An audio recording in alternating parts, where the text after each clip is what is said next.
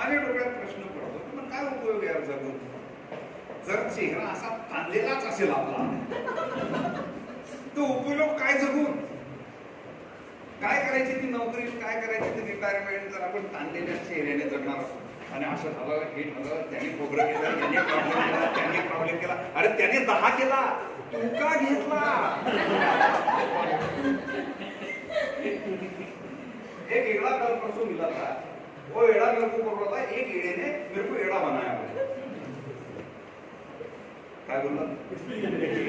एका एड्याने मला एडं बनवलं. म्हटलं तू मोठा एडा, तो छोटा एडा.